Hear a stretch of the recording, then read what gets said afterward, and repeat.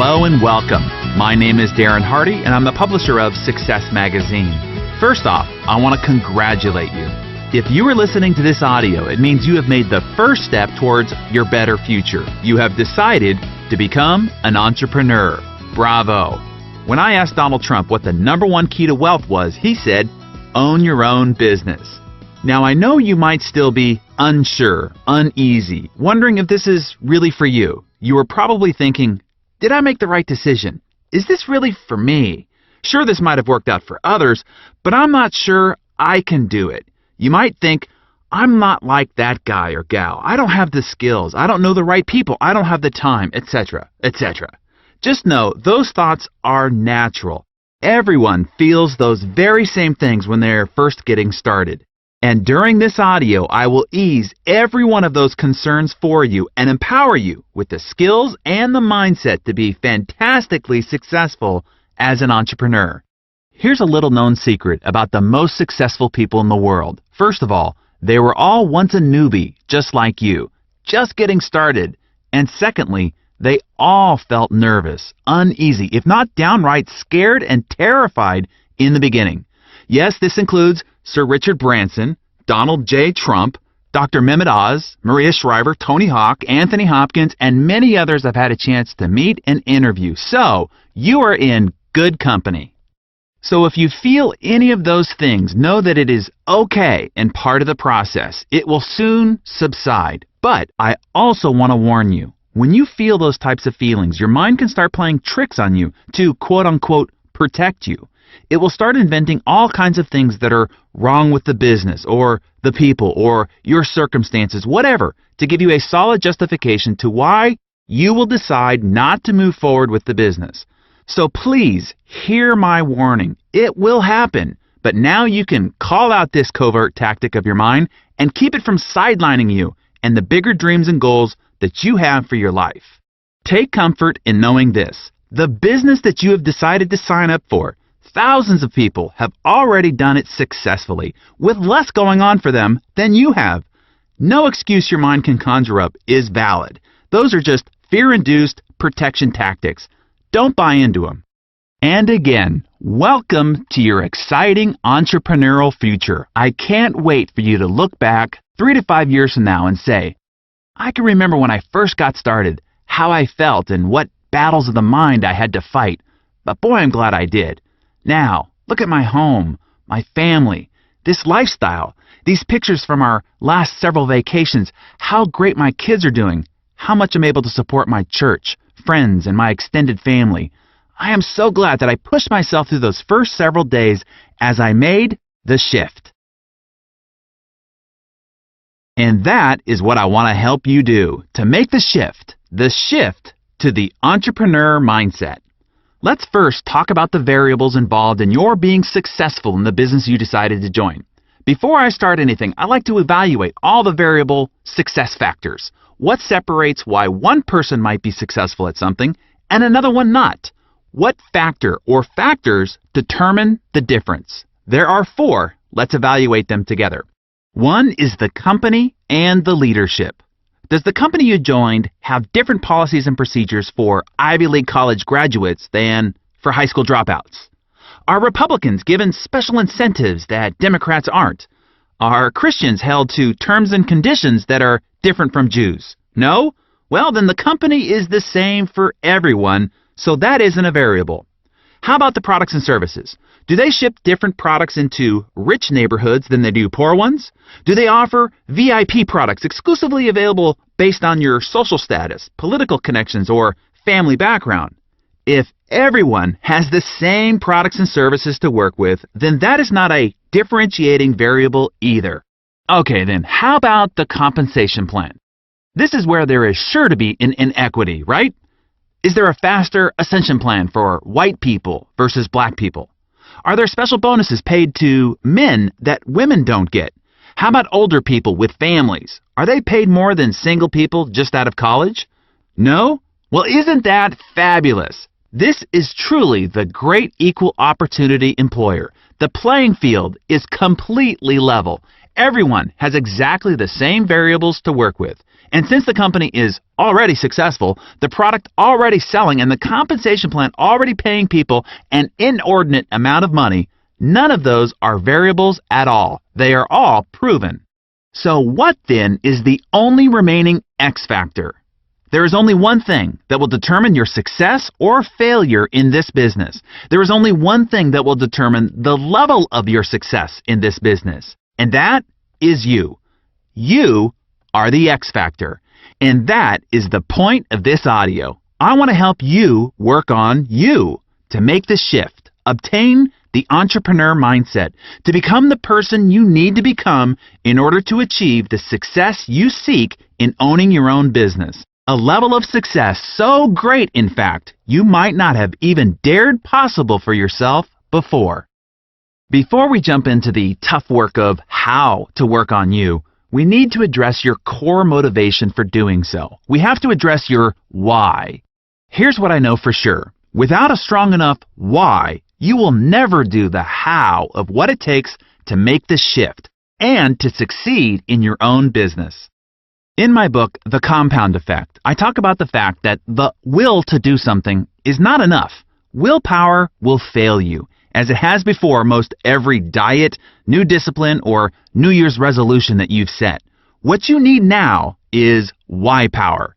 You need why power to make the entrepreneur shift. Here is why. The power of your why is what gets you to stick through the grueling, mundane, and laborious. All of the hows will be meaningless and seemingly insurmountable until your whys are powerful enough. Until you set your desire and motivation in place, you'll abandon any new path that you seek to a better life. If your why power, your desire, isn't great enough, if the fortitude of your commitment isn't powerful enough, you'll end up like every other person who starts a new diet or signs up for a new business opportunity and gives up too quickly and reverts back to their unfulfilling patterns of their old life. Don't let that be you.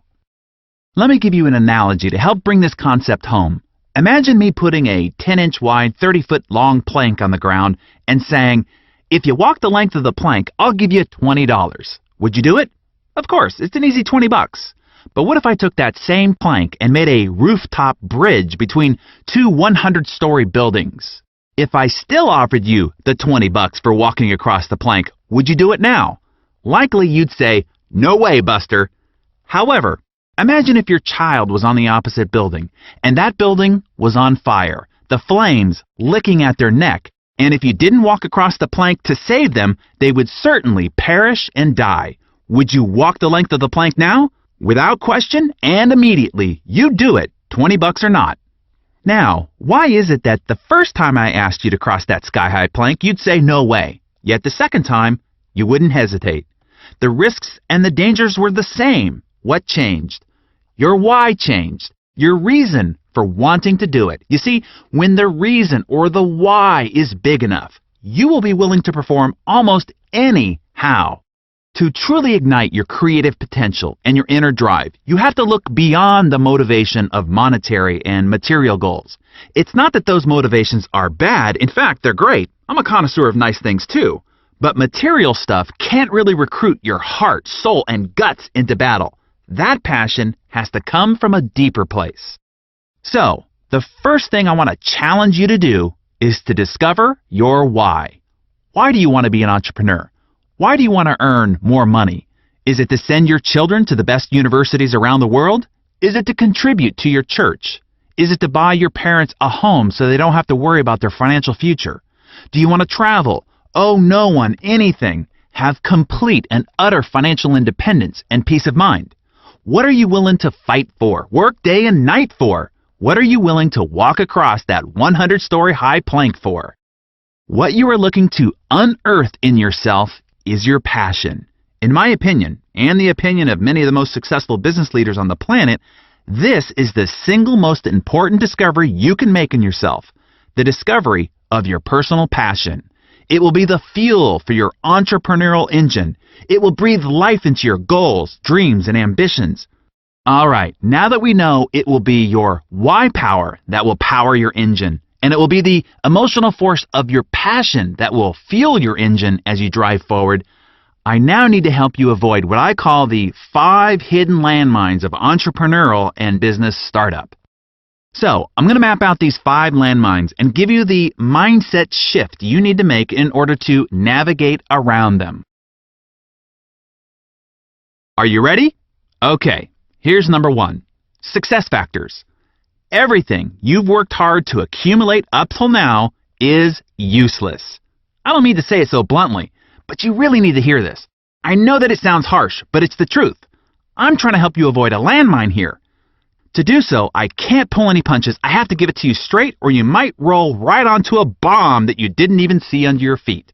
All the education you have accumulated, your resume, all the awards you've collected, the titles you've reached during your ladder climbing ascent, all of those are worthless to you being successful as an entrepreneur. In fact, I will go as far as to say those success factors will be your greatest inhibitors to your being able to be successful in this field. Why?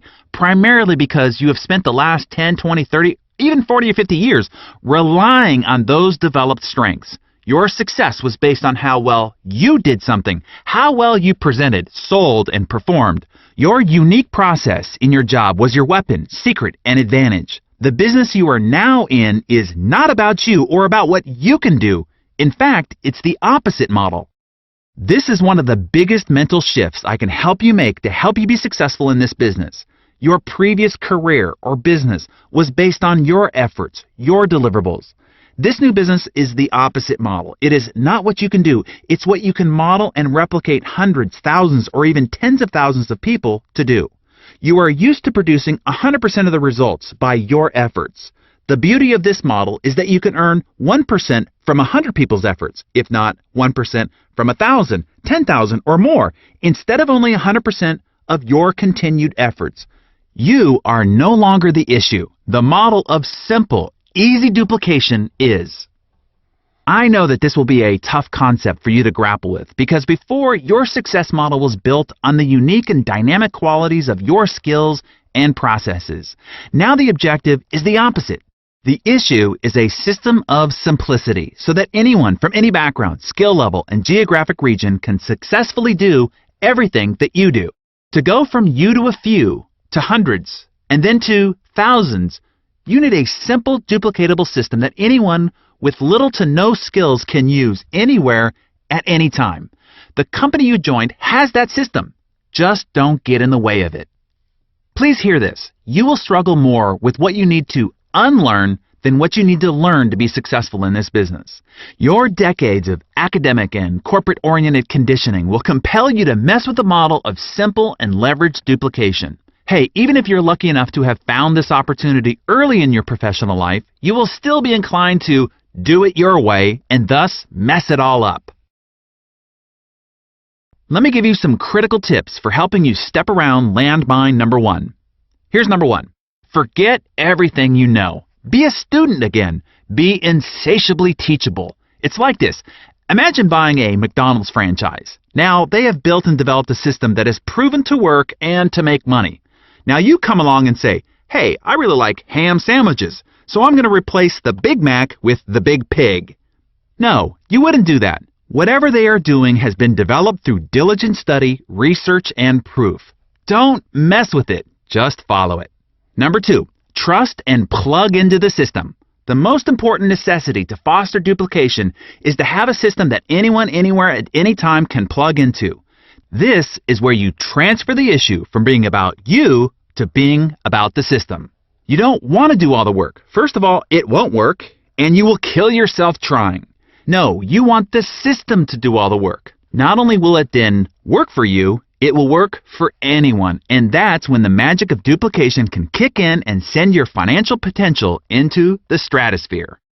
And all this is additionally reinforced in suggestion number 3. Use the tools, don't be the tool. The company has agonized over and painstakingly developed the best possible tools for you to use. They have collaborated with the best experts and invested lots of money to create professionally designed and packaged materials into CDs, DVDs, websites, magazines, and brochures, etc. to tell the story of the business, the company, and the opportunity. Now you don't have to, so don't. You can look at it this way. The tool is the advertisement or story of the product, service, and company. The company could have paid TV cable operators or radio stations or newspapers to distribute that advertisement, but instead they are giving you the opportunity to distribute it. The company benefits by getting the advertisement distributed by a credible, trusted source, you. Your benefit is if the person you hand it to likes it instead of the TV, radio, or newspaper people getting paid, you do. And not just once, every time. Not just every time to those that you show the tool to, but every viral ripple effect from that point forward. Here is landmine number 2. Lack of structure. At first, this sounds like a great thing. You are finally free. There is no commute to the same old place day after day after day. You are not relegated to a small cubicle or chained to the desk surrounded by the same 4 walls all day. There is no one to acquiesce to, fill out reports for, or have constantly looking over your shoulder. You don't have to call in if you're going to come in late or ask when you can take a vacation or even make a doctor's appointment. You are free. You can do what you wish, when you wish, and how you wish. And for the new entrepreneur, this is terrible. It is terrible because it is a completely foreign territory and can be incredibly uncomfortable. At the very least, the behaviors, disciplines, self-motivations, and self-accountability systems are not developed.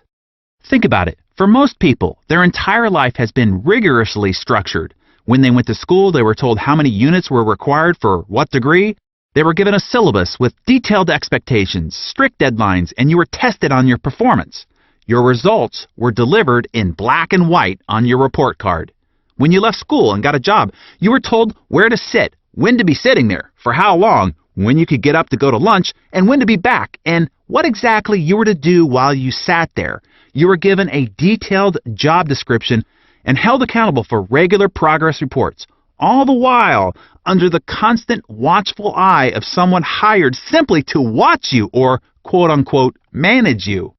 This behavior, training, conditioning, and routine was developed over 10, 20, 30, maybe even 40 or 50 years. You can see why when all of that is removed and the new entrepreneur is left standing alone without that rigorous structure, they can freak out, or at the very least, be completely and utterly unproductive. They try to convert the kitchen table into a desk. The bathrobe becomes their new uniform. Their office mates are the refrigerator, the TV, the couch, and the ever-needy kids who now have an always accessible servant.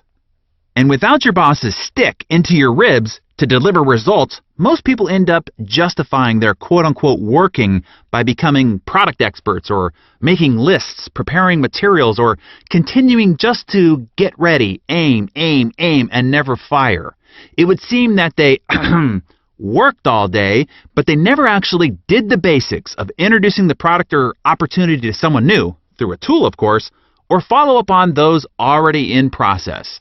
Never mistake activity for productivity or movement for achievement. There's a big difference. Anyway, a few weeks or months wallowing away like that, and most people go running back to the corporate bosom. Because even if it's a bad mother, it's still a familiar mother and one they have grown up and gotten used to for decades. Does that make sense? So, let me help usher you safely around landmine number 2. Here's suggestion number 1. Always start part-time. This is so important that I wanted to invite my mentor, Mr. Jim Rohn, in to help make this key point for you. For those who don't know Jim Rohn, he was considered America's foremost business philosopher and one of the most influential thought leaders in the history of personal development. Let's listen in to Jim. Now, when I first was recruited, I'm a distributor for this little product called Abunda Vita. And here's what my mentor said, Mr. Schoaf. He said, Mr. Rohn, you can start this miracle working business part-time. You don't have to go full-time, you can start part-time. And he said, if you'll devote, to start with, let's say 10, 12, 15 hours a week, where you'll start making a profit, here's what you can now say. I'm working full-time on my job and part-time on my fortune. because profits lead to fortune. I got so excited about that philosophy. I'm working full-time on my job, but now I'm working part-time on my fortune. I found a way not only to make a living, you won't believe this, I found a way to make a fortune. Can you imagine what that's like then to get up in the morning? To go to work on your fortune? Not to go to work to pay the rent, which is okay, but a chance to go to work to make a fortune? And I said, right now I'm working part-time on my fortune and full-time on my job, but it won't be long until I'll be working full-time on my fortune. Can you imagine what life is going to be like? Now, here was my first goal when I started, and that was part-time. I wanted to equal on my profits part-time what I was earning on my full-time job. This is called the magic of part-time. It is so thrilling for people to start working the business part-time, because now you can work on profits, and it doesn't take very long. If you'll really concentrate on those 10, 12, 15 hours a week, it won't be long if you really do it right and learn some of the skills I'm going to talk about. It won't be long until you can be earning as much part-time working on your fortune as you are full-time working on your job. I did that in less than 6 months. Now I've got an incredible invitation. I found a way part-time to work on my fortune, and I'm making as much money at that as I am on my full-time job. Would you like to hear my story? It was incredible. Now here was my second goal, to make twice as much money part-time working on my fortune as I was working full-time on my job. And I reached that in less than a year. Making twice as much money part-time working on my fortune as I was full-time working on my job. Now I've got an incredible invitation that won't quit. I found a way, through a unique opportunity, to work part-time on my fortune, and I'm now earning twice as much money as I am working full-time on my job. Would you like to hear my story? Do you imagine anybody would say, no, I don't care to hear your story? No. Everybody I said that to said, wow, yes, what are you doing? I said, I'm glad you asked. Let me tell you. Now, when I started making twice as much money part-time as full-time, here's my dilemma. I didn't want to go full-time. And why not go full-time? And the reason was because I didn't want to give up my electrifying story. Right? It was so powerful, nobody could resist the invitation to at least take a look. I didn't want to give it up, and I hung on for I don't know how long until it was, almost insane. And then finally, reluctantly, I gave up my full-time job. But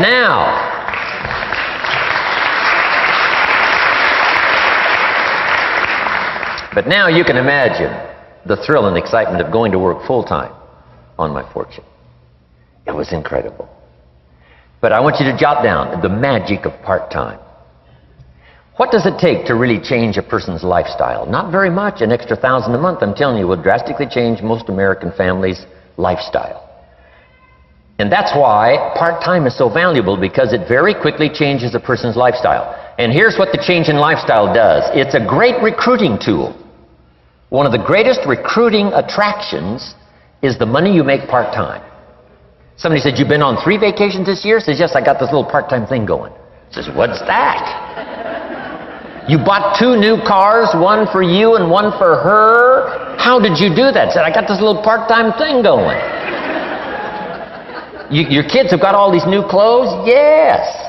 All this stuff is happening. What is it? An extra $1,000 a month. See, $1,000 a month full-time, nobody wants to hear your story. $1,000 a month part-time, that starts to change your lifestyle, everybody wants to hear your story. So the key is part-time. The magic and the attraction of part-time gives you a classic invitation for somebody to listen to what you're doing that's changing your life. Okay, with that great context, let me give you a couple other suggestions to help structure yourself for success as you get started. Suggestion number 2, Call a family meeting. Enroll the entire family into the vision, objectives, and rewards of being successful in your new entrepreneurial endeavor.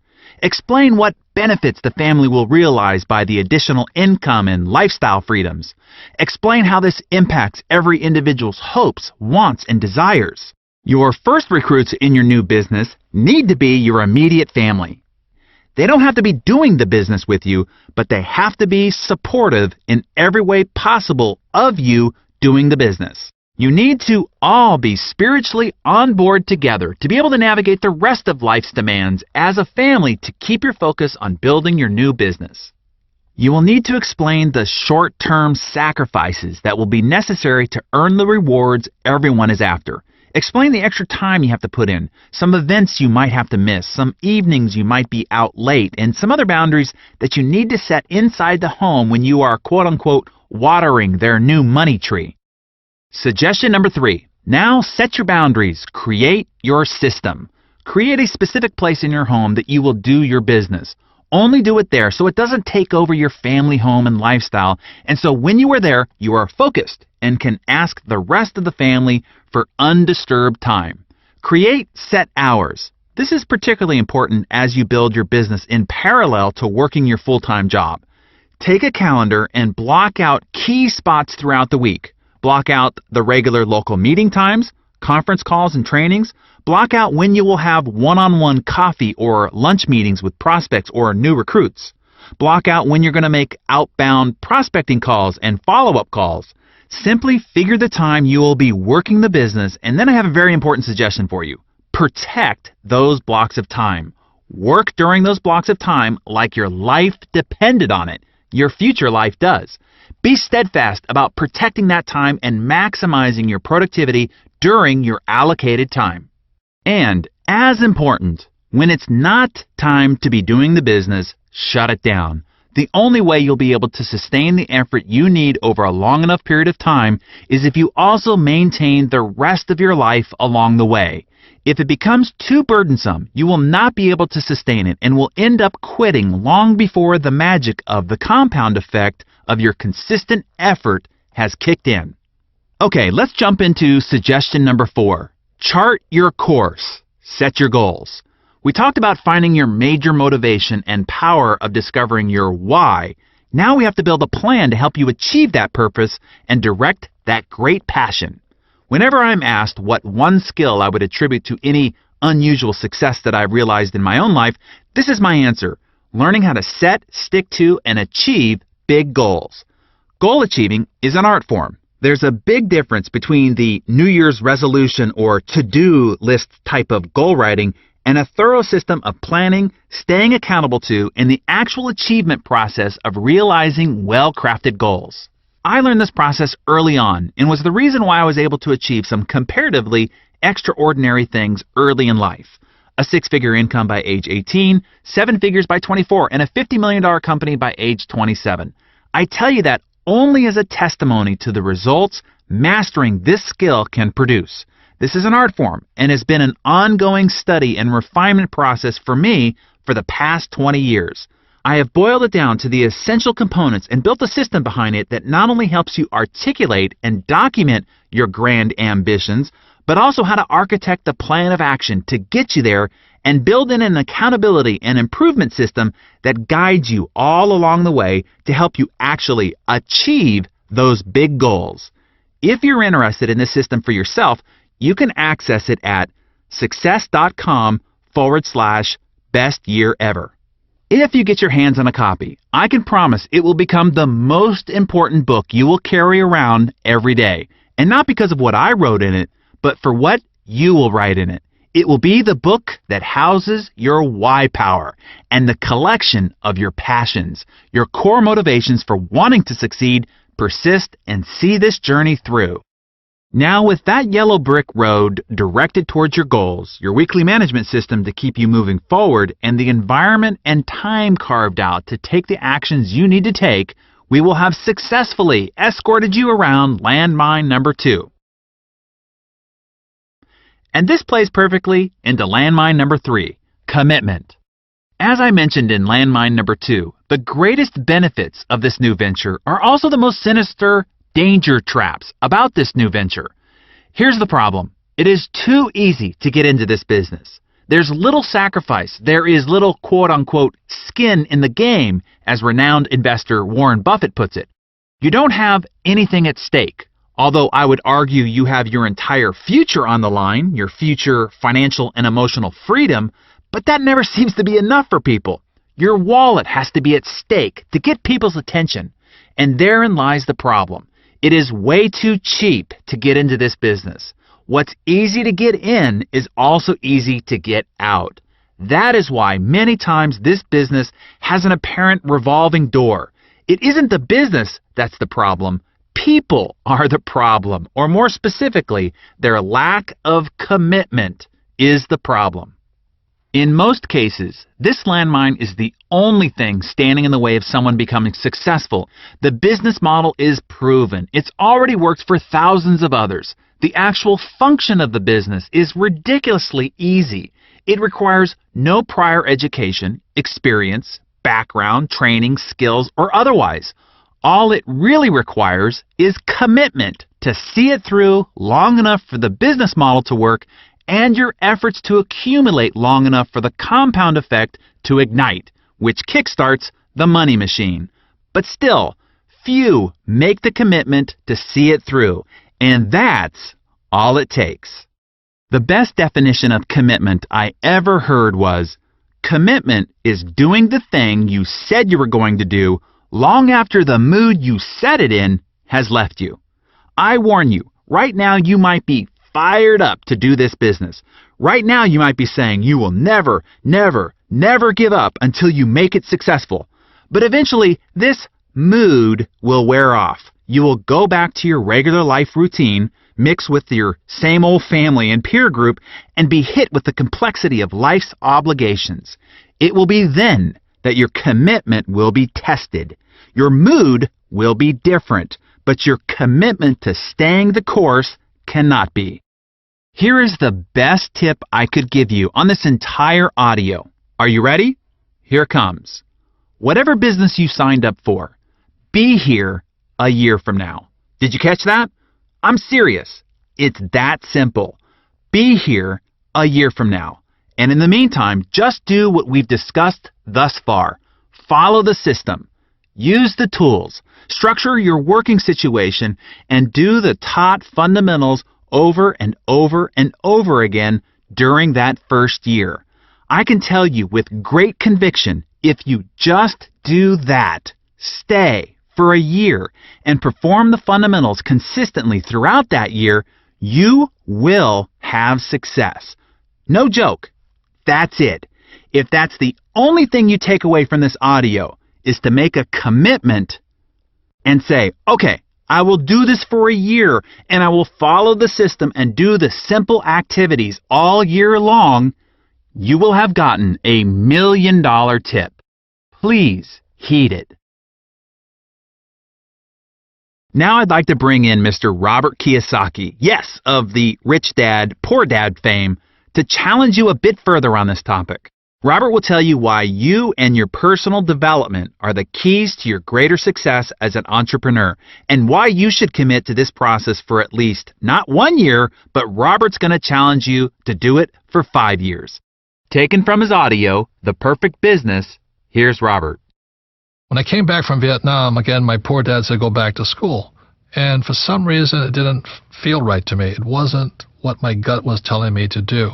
So instead, I went to do personal development type of work. And I found personal development is much more fulfilling, much more rewarding, but it means me getting out of my mind. It means me doing my best to become bigger than my situation. See, most people are crushed by the environment, especially in this crisis. They lose their job, they're out of money and all this, and the world crushes them. Personal development means you have to become bigger than your problems. If you're in debt, you have to become bigger than your debt. If you don't become bigger than your debt, you'll never solve the problem. If you're only making, let's say, $50,000 a year, then you have to get bigger than $50,000 a year. And that's what personal development is. In traditional corporations, they always say, well, you should live below your means. Be happy to have a job. Next year we might give you a 2% pay raise, but only if you do as I tell you. That's not about personal development. That's called personal slavery. You become a slave to the corporation. If that's what you want to do, stay there. Have a good life. It's not my life. I needed to become bigger than my problems.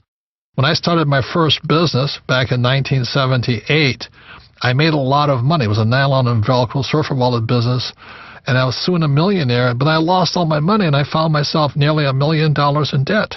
And what my rich dad said to me is, congratulations, you just failed. And most successful entrepreneurs will fail 3, 4, 5 times. They'll lose that many businesses. But each time you'll get smarter.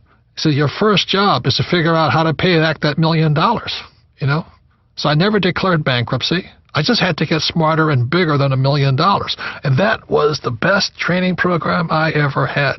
I had to rebuild my business and pay people back. You see, if I got a job, there's no way I could have paid back $1 million, not making $100,000 a year. There's no way. Taxes would have killed me. So, again, it was personal development. Now that I got bigger than $1 million, that was great. And now it's on to hundreds of millions of dollars. So personal development is simply you getting bigger than your problems. The only problem is you get bigger problems. And today it becomes this challenge of how big my problems are, because then I can solve them. Most people give in to their problems. They get smaller than their problems, and that's when life stops for them. So one of the primary reasons I recommend network marketing, because it's a personal development program. You don't join and hope to become rich next week.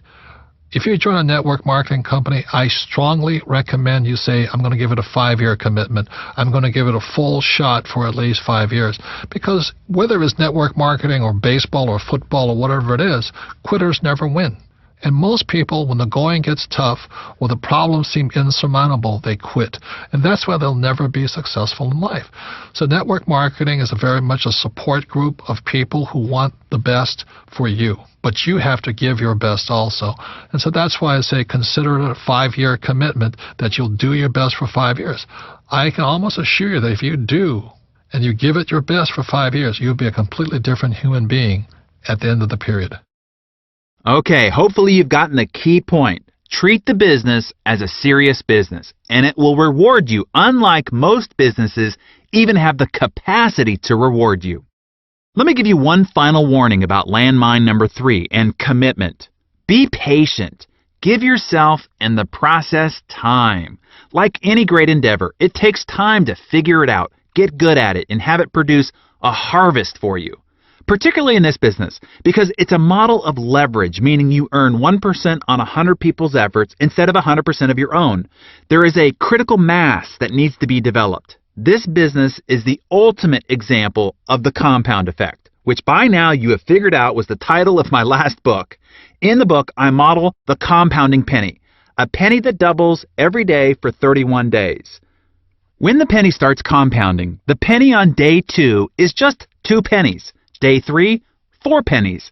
All the way to day 10, it is still only $5.12. Well, imagine these are your months in the business. You are now 10 months down the road, and you are at $5.12 of income. Does it look like it might not be working? It would appear that way, but what you don't know is that you have incited the compound effect. If you stick with your commitment, you will see that by day 20, it is $5,242. Still, no fortune. But if you stick with it through patience, consistency, and commitment, on day 31, that compounding penny is $10,727,418. What is important to understand is that the math between day 1 and day 2 and the math between day 30 and 31 all along the way was exactly the same, but you couldn't really see the magic of the exponential growth until it reached critical mass. That is exactly what you will experience building your business, and you will have to be willing to keep on keeping on. Maybe simply in faith, knowing that even though the results aren't visible, the compound effect is working, and if you commit consistently enough, long enough, the rewards will be astronomical. That is why I ask you to simply commit to being here a year from now and do the simple basics all along the way, because it will appear like it's not working. But if you stick with it, eventually the exponent of the compound effect kicks in, and before you know it, your rewards are a multiplier more than you could have even imagined.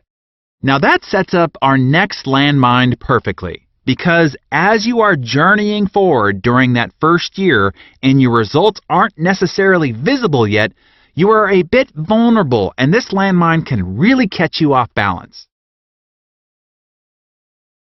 Landmine number 4, self-image. Because most of the rest of the world has been conditioned as you have by academia, corporate culture, media, society norms, being an entrepreneur can be met with great antagonism. This is where good intending, well, sort of, friends and family try to talk you out of your new ambitions. First off, it's important to recognize some of the emotions of rejection you might feel and how it might be different than anything you've experienced before. I don't want you to be caught off guard by this landmine, so let me explain. Rejection from friends and family can hurt a lot more than the sort of rejection you might have experienced at a job. You can have a customer, prospect, or even boss or colleague reject you at the office, and you can go home and no one really knows about the embarrassing little failing. But when friends and family reject you or your new business venture, it feels more personal and exposing. That can smart a lot. When they say no to your widget at the office, you can chalk it up as, well, it's just not for them, so what? When they say no to getting into your business, now it feels like they are saying no to you. You will soon realize they are not really saying no to you. They are not rejecting you. They are saying no to themselves. They are rejecting their own inner voice that prods them to the fact that they should be doing more, stepping out, and taking risks just like you. Here's a key thing you need to know about making the shift to entrepreneurism. By doing so, you are stepping out of the herd. You are walking away from social norms and the great horde. 90% of the population are employees. That's all they've known. That is what they've been trained as good and normal. Only 10% of the population owns their own business, according to the Kauffman Foundation study on entrepreneurial activity. When you walk out of the mass of the 90%, they're going to bark at you. They're going to shout warnings of fear, danger, and hardship. Why? I think a few reasons. Number one, they simply aren't as courageous as you. They cannot get over the idea of leaving the security of the corporate bosom, their weekly employee paycheck, and their meager benefits.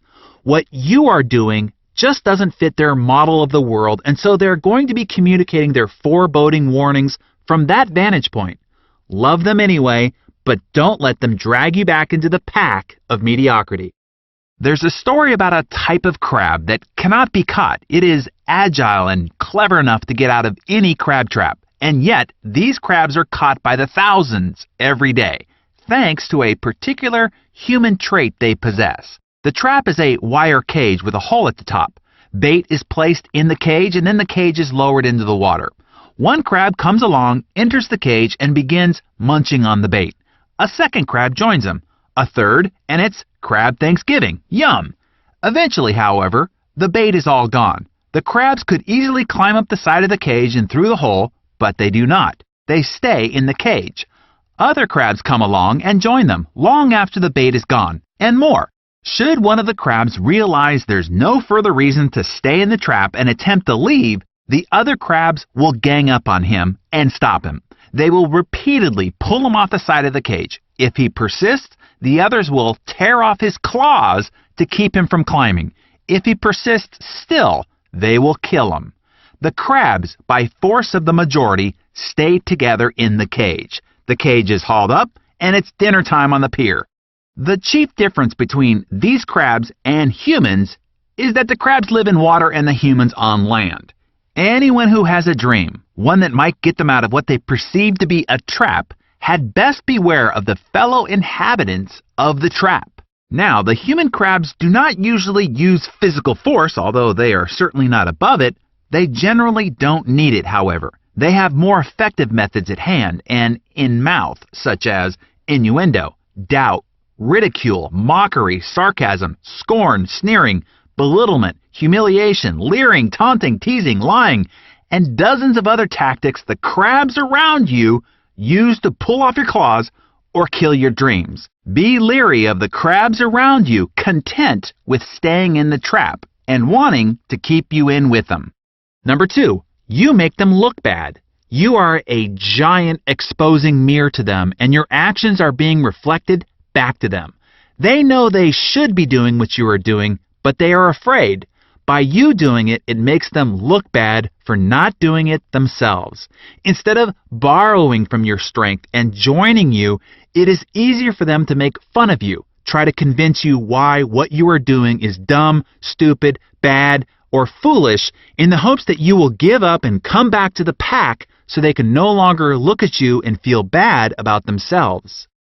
It is important to realize their comments are saying more about them and their fears being kicked up by your leaving the herd than it is about you and what you're doing.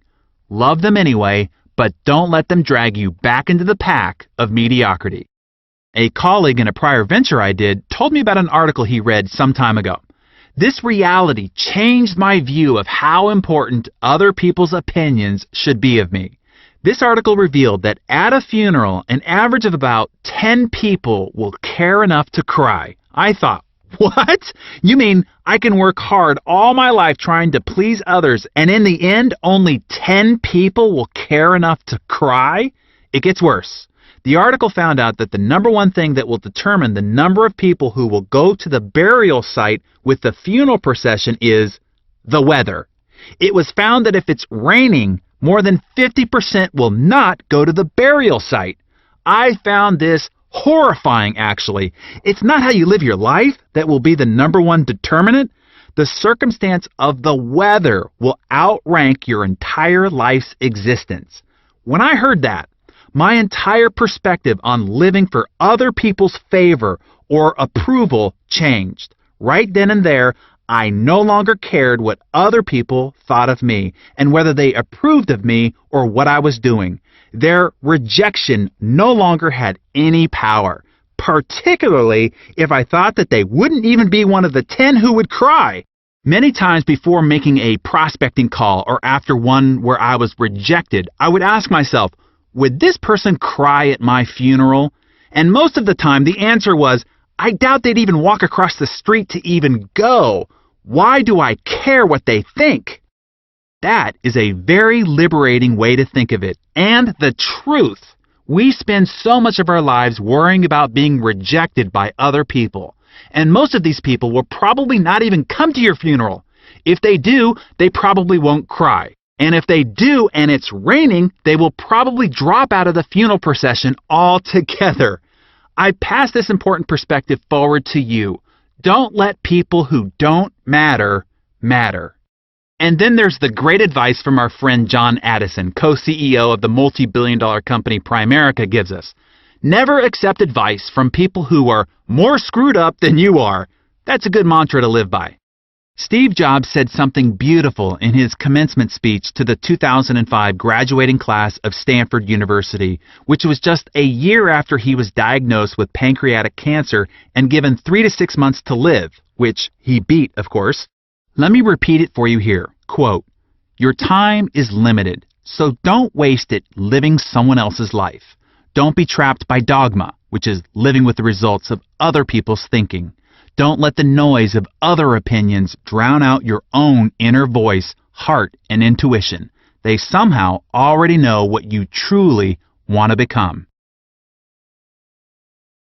And that leads us gracefully into our last potential landmine, and that is landmine number 5. The product you are really sharing is you. This is a big and important distinction to understand. You see, when you are at a job, you are performing a task. It might be computer programmer, marketing director, systems manager, network engineer, whatever. When you get into marketing, there is a giant misconception that what you are sharing is the product or service of the company or the business opportunity or financial freedom or health or hope or any number of things. But what you are really sharing is you. And this is a frightening reality for most people. You see, in the product representation business, and most particularly the recruiting business, you are in the attraction business. When you are telling people about this great product or great opportunity, they are looking more than they are listening. And they are asking themselves, do I want what this person has? Do I want to be like this person? Do I want to show up like this person is showing up to me? Do I want to come off to my friends and family like this person is coming off to me? In that moment, you are the billboard, brochure, and poster child of that product and the company. How does the company look if you look in the mirror? The answer to that question is what you constantly want to be improving on. You see, it's not what you say that gives your words power and influence. It's who you are behind your words that gives your words power. This is an important distinction because people are constantly perplexed about what to say. They think it's the script that matters. What you say has very little to do with your ability to influence and attract. Let me give you a perfect example. The greatest recruiter in the world had one of the worst scripts imaginable. I mean, if you were a script writer, you would find this horrifying. Here's what he said. You follow me. That's it. That was his complete recruiting script. But it was effective. Why? It wasn't what he said. It was all that he was. His name was Jesus of Nazareth. And his reputation of who he was more important than the words he used. Just think about it. This is true for you as well.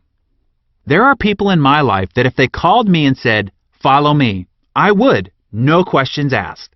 I believe in who they are to that degree. And then there are other people in my life, no matter what they said, they could give me the most professionally polished, entertaining, emotionally charged, psychologically calculated, and visually stimulating presentation imaginable, but there's no way I'm following. I'm sure you know people like that too. This is why your personal development is so crucial in the success of building your business. One of the days that changed my life was a day back in November of 1994. I went to a seminar, and that was the day I met the man who would become my mentor, Mr. Jim Rohn. I wasn't even there to hear or meet Jim. I was there to meet the promoters of the event. But I needed to wait until the event was over, so I sat down and listened to this willowy, gray-haired man with the most fascinating voice and intonations lecture about the principles of success. What he said riveted me. Jim Rohn asked the audience, how many people want more? I thought, yes, I want more. Success, money, a better body, more companionship, etc. And I awaited the instructions of what to do. By that point in my life, I had experienced some moderate success already, but I had done it through sheer brute force. I was aggressive and just outworked, outfailed, and outpersisted everyone else to grab my achievements. I did it by doing, do. But what Jim said next would multiply my income, my goal achievement, and my results. And it wasn't by doing. Jim continued, if you want to have more, you have to become more. He said, success is not a doing process. It's a becoming process. What you do, what you pursue, will elude you. It could be like chasing butterflies. Success is something you attract by the person you become. Wow, I thought. This was the first time I'd heard this twist of perspective, insight, and wisdom. Jim continued, for things to improve, you have to improve. For things to get better, you have to get better. For things to change, you have to change. And when you change, everything changes for you. Wow, those were the keys to the kingdom for me and what launched me on my constant, unrelenting, and never-ending journey of continuous personal development. And he was right. The next year, I tripled my income to over 7 figures a year, and within 4 years was a self-made multimillionaire. And I wasn't doing any more than I had before I met Jim. My doing wasn't any different, but who I was doing it was, and that made all the difference in the world. I invite you on such a journey, the journey of continuous personal development. If you want anything more in life, this is the yellow brick road to getting there. As Jim Rohn says, you want to work harder on yourself than you do on your job. In this case, you want to work harder on yourself than on your business. In fact, your business is you. The more you grow, the more your business will grow. So, when it comes to where you want to focus your personal development and what will be responsible for your successfully making the shift into entrepreneurialism, the key is the nurturing, continual cultivating, and never-ending fortifying of your positive attitude. I hope you get this key point. Over what to say, what to do, what to learn, what you do or don't know, none of that is as important as your focus on continually developing and improving your positive attitude. It is what separates the superachievers we all idolize from everyone else. Above all other attributes, it is their attitude that sets them apart and will for you too. So, I can hear you saying, okay, Darren, I get it, but how do you do this? How do you continually bolster your positive attitude? How do you go to work on your personal development? Well, let me give you a simple plan. Your personal development plan can be as simple as this: reading 10 pages of a good book a day. Maybe just 5 pages when you first get up and 5 pages just before you go to bed. Oh, and it could also be 10 pages of a success-oriented or titled magazine, hint, hint. This is going to affect you far more positively than reading about what's wrong, tragic, or dangerous in the world by reading the newspaper when you first get up or watching the 10 o'clock news just before you go to bed. Secondly, listen to 30 minutes of an instructional audio a day. You can do this as you drive, when your hands are busy but your mind is free. I can tell you, my car does not move without 2 things: gasoline and an ever-present library of instructional CDs that I listen to as I drive around. As a society, we average 12,000 miles a year. That's 300 hours of feeding time. Brian Tracy taught me early in life to turn my car into a mobile classroom. He explained that if you listen to instructional CDs as you drive, each year is the equivalent of 2 semesters of an advanced degree in college. Think about it. In the time you spend driving, you could obtain a PhD in leadership, sales success, wealth building, relationship excellence, or whatever course, audio program that you sign up for. Now, certainly, I recommend the CD that comes free inside every issue of Success Magazine. Hey, could I be the ambassador for success and not passionately recommend it to you? Of course not. Additionally, we offer success book summaries, which culls the best ideas from 3 of the top books in the area of accelerated personal achievement. Each edition is also delivered in audio format so you can listen to it in your car. Let me further explain why regular exposure to positive, inspirational, and instructional content is crucial to you making the shift into the entrepreneur mindset. It is important to understand how our mind works. Simply understood, our minds operate like a computer.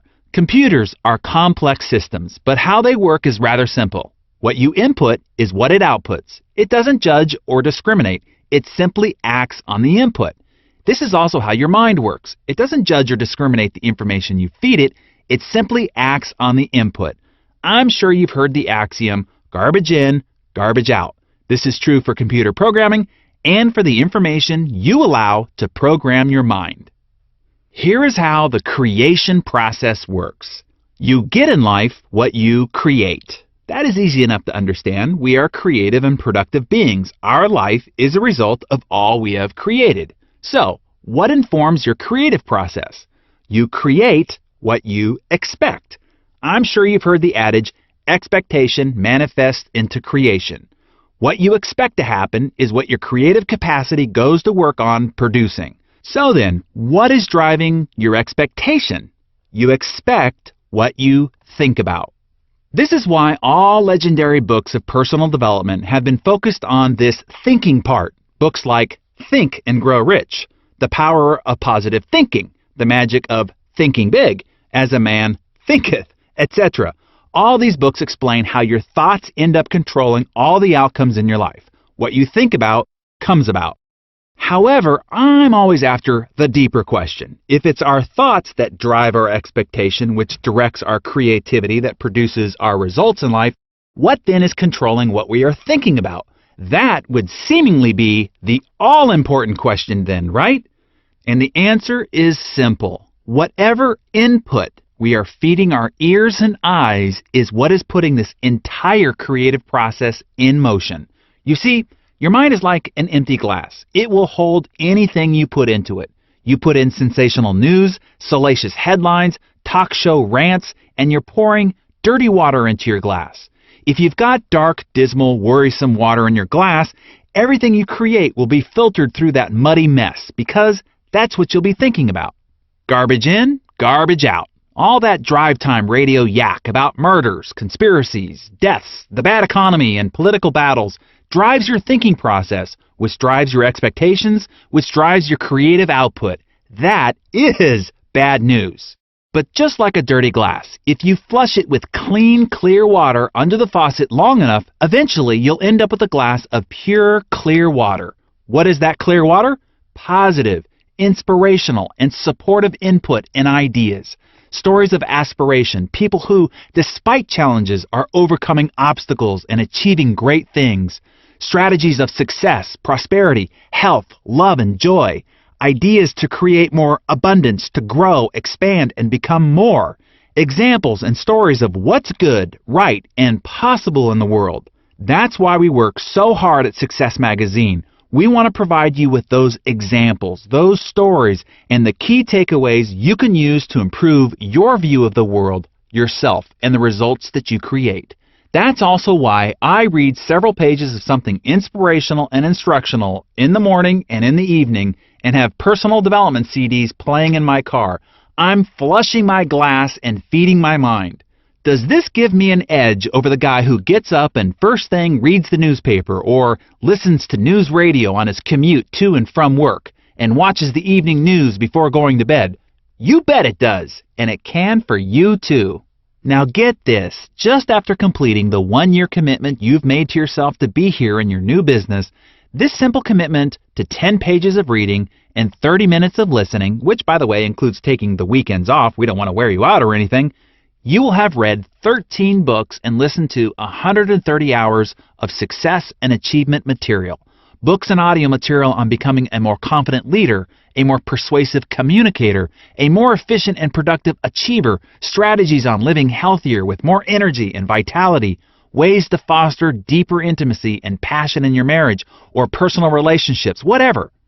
Imagine the impact this instruction can have on who you are and how you show up in the world, particularly to the friends and family around you and those you come to interact with daily. This will make you attractive beyond belief and will make you a magnet to other like-minded achievers around you.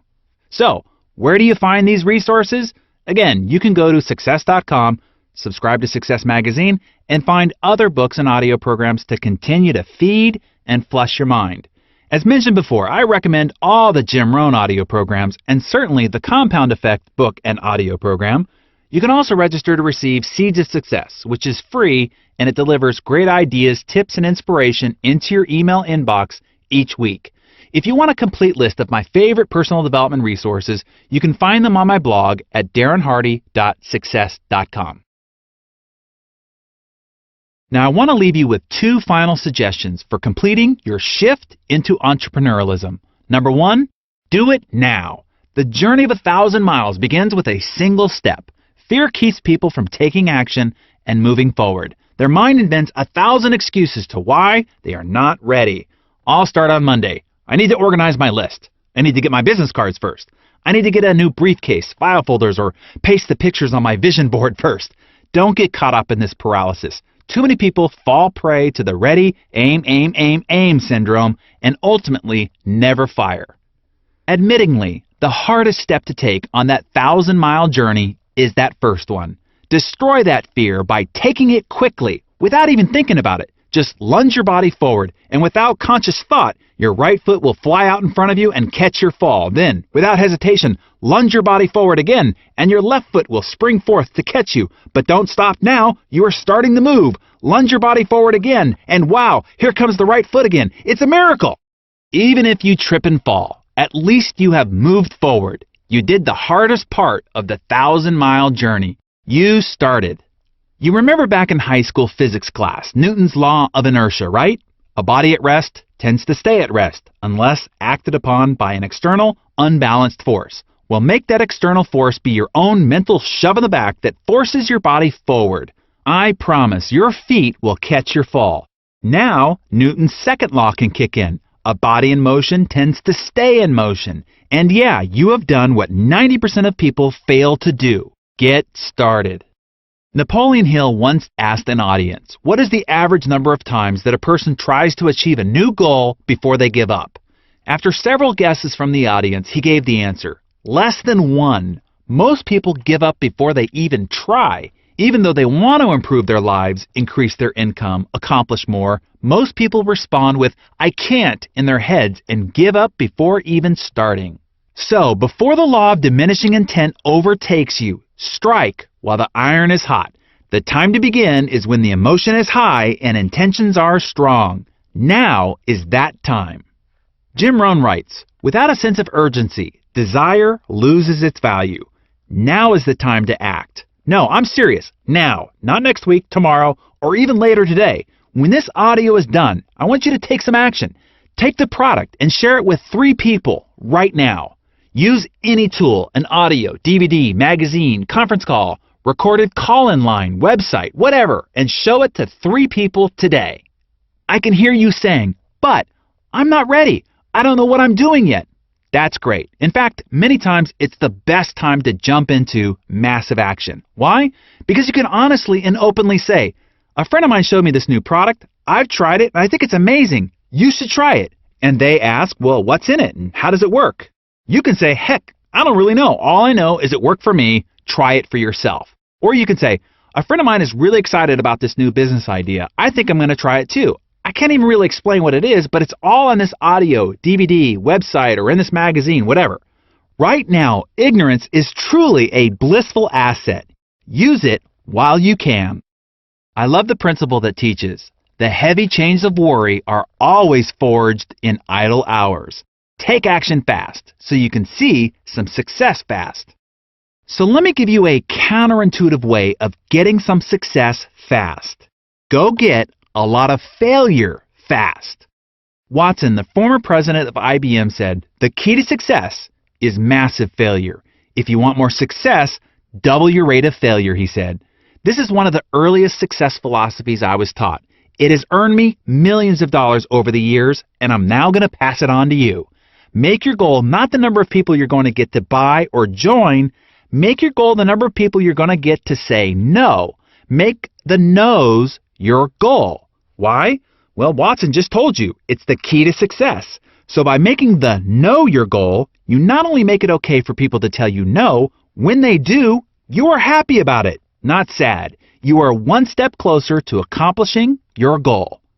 This 180-degree mindset will have miraculous consequences in how you move forward, understand, and accept rejection and failure. You will now see it as progress rather than failure. You will feel victory rather than defeat. You will seek it rather than try to avoid it. In the end, it simply comes down to a numbers game. I want you to remember this as you journey forward in the building of your new business. Some will, some won't. So what? Next. Just move on to the next person.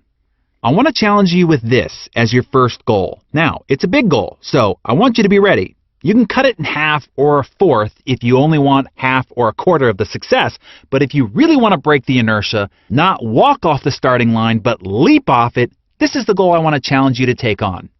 Are you ready? Okay, go get 10 people to tell you no in the next 7 days. It can be no thank you, no way. You've got to be out of your freaking mind no, or simply no. But maybes don't really count. To hit your goal, you need to get 10 definitive, dead certain no's. Do as Jim Rohn said. Invite them to be one of your 7 out of 10 who say no so you can keep the law of averages moving along. So to do this, my guess is you will have to introduce about 30 people over the next 7 days, as 20 of them will still be waffling as you chase them around in the follow-up process. These need to be quality introductions too, which means getting the product or tool in their hands, an audio, DVD, magazine, a live meeting, conference call, or other tools the company has professionally produced for you. Then ask, do you want to buy it, or do you want in with me? I'm going to be very successful at this with or without you. Do you want to come with me or not? Either way, it's no sweat off my back. That's it. Go get 10 people to respond with no. During that process, it's likely someone will say, yes, I want that, or heck yes, I'm with you. But that's not the goal. Just an interesting bonus. The goal is to get 10 no's. Fair enough? Now, do it. This might be the most important challenge you ever take on. Not that it's that big or even that hard, but there's incredible magic in taking significant enough action to get yourself moving forward, long enough to progress through enough defeats to gain enough victories to have you live to play another day. That starting process could be the difference of you making it, thus making the shift, which a year, 2, or 5 from now could be the reason why you're living such an abundant lifestyle with complete financial and time freedom, leisure traveling around the world, and making a significant contribution to the people and the organizations you care about. How this adventure ends for you has a lot to do with how it starts. Get started now. And here is the last ingredient I suggest you need to make the shift to entrepreneurship. It is one of the key ingredients I observe in all the great achievers I get a chance to meet, and it is this: resolve. I love the quote from Benjamin Disraeli: "Nothing can resist a human will that will stake even its existence on its stated purpose." This simply means, I'll do it or die. Wow, nothing can get in your way with that conviction of commitment. I want you to see your new entrepreneurial business as your mountain in life with a "this is it" mindset. Now, when you finish this audio and start talking to people about your business or talk to them about this mountain you're going to climb, your well-meaning friends and family are going to say, "What? Are you crazy? You don't know how to climb mountains. That is too dangerous. You should just stick to your job. You're lucky to have a job in this economy. You shouldn't go climbing mountains. Get off that mountain." And you're going to have to look them in the eye and say, "I'm going to the top." You're going to start climbing this mountain, and others are going to come up to you and say, "You know, I heard that mountain is no good. I heard about others who tried to climb it and fell off and got badly hurt. You shouldn't climb that mountain. You probably will fall and get hurt too. Be safe and get off that mountain." And you're going to have to look them in the eye and say, "I'm going to the top." You will continue climbing your mountain, and yet others will come up and say, "Hey, you know, if you really want to climb mountains, you shouldn't climb that mountain. It's too rocky, too slippery, too hard, and it will take too long. You should come over here with us and climb this mountain. It's easier, faster, better, and we'll make you a special deal on it if you climb over here." And you're going to have to look them in the eye and say, "This is my mountain, and I'm going to the top. You're either going to see me waving from the top or laying dead on the side. I'm not coming back." That is the kind of resolve I wish for you. That resolve, armed with your why power, your unrelenting commitment to the process for at least a year, and your jumpstart to grab 10 no's in the next 7 days, and you are virtually assured glorious success. Over the next 7 days, let me encourage you to listen to this audio over and over again. Use this audio through your first 7-day dash to keep your mind elevated and your spirit invigorated. Play it over and over again to continue to prod you to move forward. Okay, I am really excited for you. This is the beginning of the rest of your life. Your decision and now action to make the shift will forever positively impact the future of your family. Life will never be the same starting today. The abundant possibilities are now available to you. You can now exercise the person you were meant to be and live the life you were meant to live. I will leave you with the famous words of Henry David Thoreau: "Go confidently in the direction of your dreams. Live the life you've always imagined."